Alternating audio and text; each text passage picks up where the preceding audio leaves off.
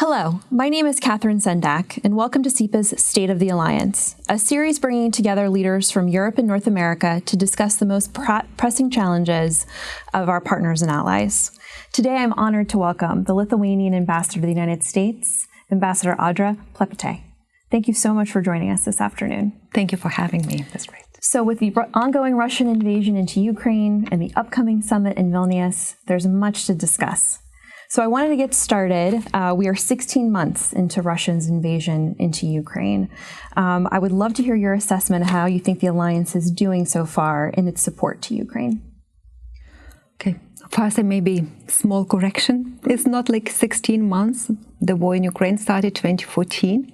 We shouldn't forget that. I mean, Absolutely. Annexation of Crimea, Donbass, region and everything. So the war has been going in Ukraine since 2014. Absolutely. And that's a country which has the longest war in Europe for more than a century, probably. Even the Second World War, First World War lasted shorter than the US.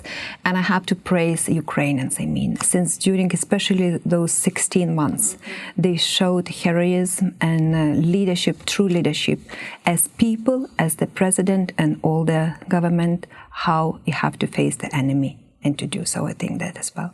Also, who shows the leadership? The US government, the administration, who even before this invasion in 2022 February, they're already forging the alliance, a global alliance to support Ukraine. And that's, I think, the biggest achievement, because now we are in the 16th month after the second phase of this war, and we see the strong support to Ukraine, what kind of weapons they get, support from US, from Europe, but also from other countries. That's amazing, and I think it's also the biggest, the big achievement. Also support military, but also on the sanctions, economic. We witnessed this winter energy support. So yes, no, it's been absolutely tremendous.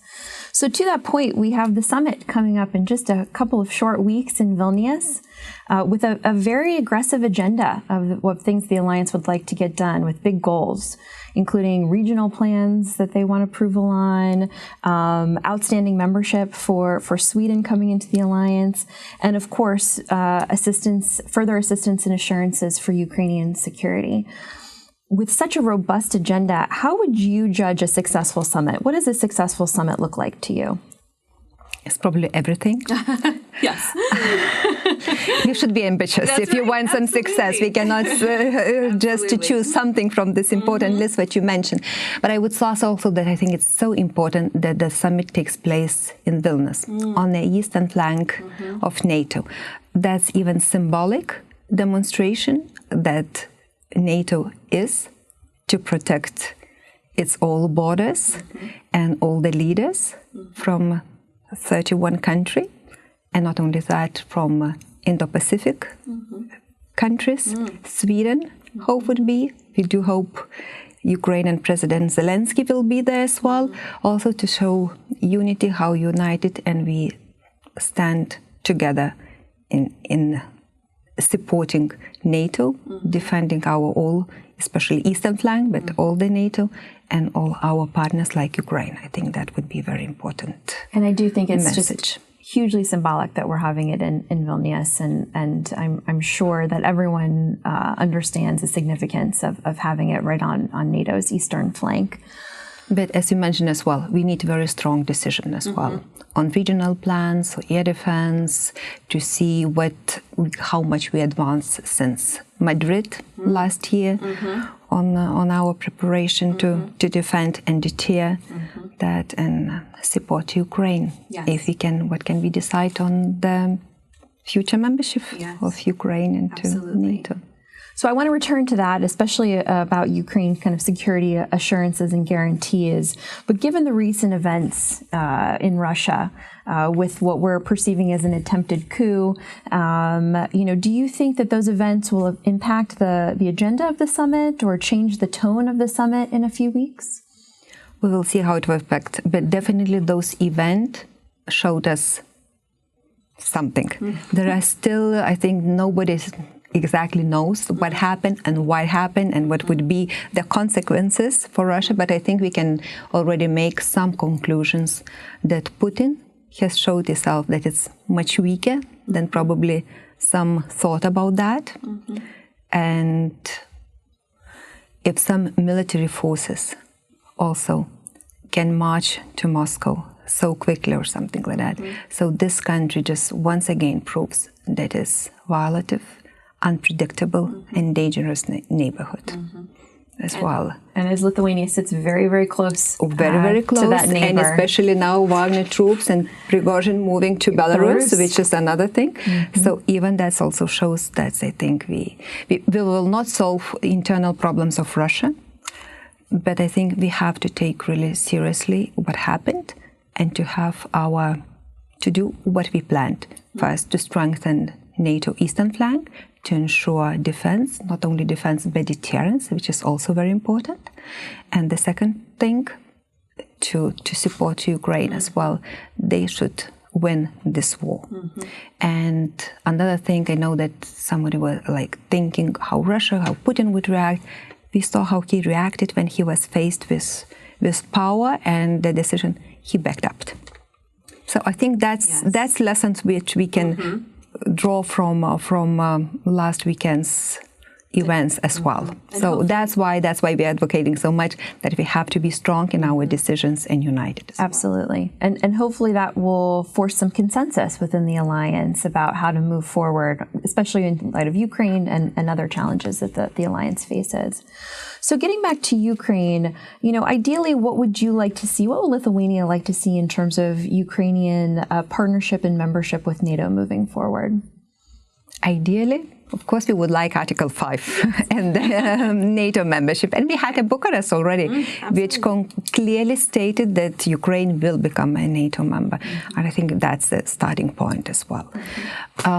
If you have the invitation for Ukraine in Vilnius, we will see. Probably it would be, for the time being, it's difficult to forge this consensus on that. But I think we still have important decisions to make there as well. Even changing the status of participation of Ukraine in NATO from Commission to Council, and they would be sitting among other members, NATO member states, allies, and to increase their cooperation in other institutions. That would be also important, and to prepare them to support, and of course to see for us would be very how we can start the path, to open the path into transatlantic integration, transatlantic allies. So that's, I will see. We'll still have, as you mentioned, a couple of weeks. We will see how it's the pressure is mounting. No, absolutely. And I think that role of Ukraine and having that consensus about having a more robust relationship, it can't be a repeat of Bucharest, to your point. It has to be something stronger. It has to be something with more teeth. And so we'll see what the summit. And we have to help also Ukraine to be ready members of the NATO. As President Biden said, I mean, they have to make their own homework and to do, and that's a thing where we have to assist them as well. Absolutely, absolutely. So from an Eastern European perspective, coming out of Madrid in last year's summit, the alliance really had consensus on increasing presence and strengthening its eastern flank. How would you judge the work since Madrid in strengthening the eastern flank of NATO?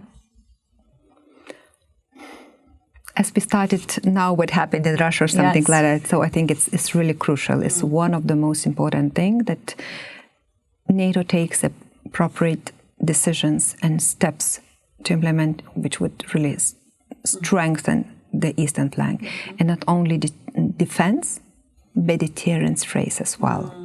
That's what we're hearing, so that would be very important. And here I could also share this week's news. We had the Minister of Defense of Germany in Lithuania, who announced about the German brigade, 4,000 troops permanently deployed in Lithuania. It will not happen overnight. We know that. We never expected that, because we'll have to make our homework as well to prepare infrastructure and to be ready to host this brigade. But I think that's also very, very important step how we have to ensure deterrence on the eastern flank as well. So it's one of those steps, important steps. So just, of course, it's not... There's still lots of work ahead. Yes. You have to agree on title or something, but it's very, very important and welcoming step.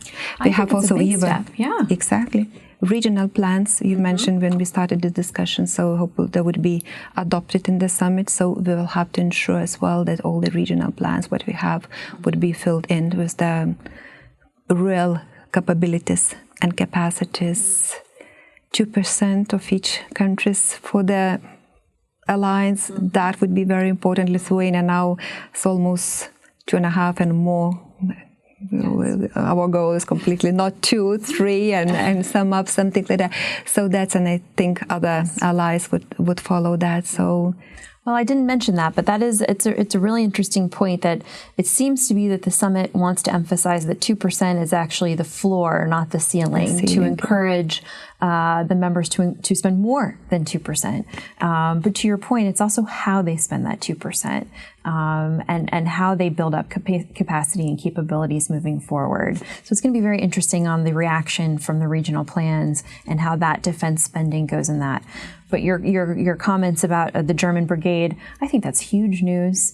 I think it's going to be welcomed in the alliance, and we'll see if other countries follow suit, which will be really interesting. Yes. Lithuania was very much welcomed. Yes, absolutely. Yes. So finally, I just wanted to bring it out a little bit and talk a little bit broader. You know, obviously, we've seen a ton of unity in Europe post-February 2022, but there are divisions, as there are, you know, in any issue. But unity has prevailed overwhelmingly, which is really heartening to see. And I think we all hope it continues, you know, even post-summit, post this year, and we can continue to strengthen the alliance and the European continent.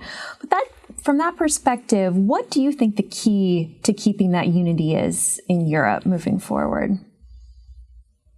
We have to work together, as we do now. I do remember exactly a year ago, they're saying, Europe, or not only transatlantic alliance, or even as well about global alliance as well, united, how long it would last. It will not last too long or something like that.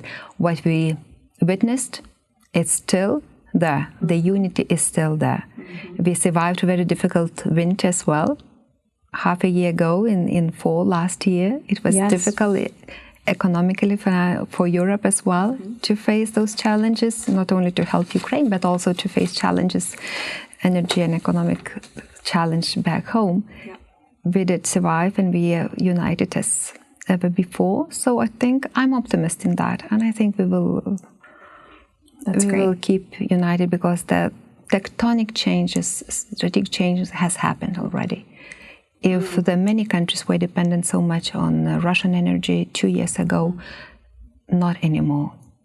Everybody is planning already long-term plans how to be independent and not to relying as well. So I think that changed. Sometimes maybe it doesn't happen, the real changes, or that's as quickly as we would like, but that's alive. So I think we have to continue to be together and work together, facing jointly all those challenges. And I think you're right. It's not the same world as it was 16 months ago, and we have to harness that unity, absolutely. Well, Madam Ambassador, thank you so much for your time, and thank you for joining us this afternoon on CEPA State of the Alliance. Please visit cepa.org and our social media accounts to stay up to date on the latest analysis and events.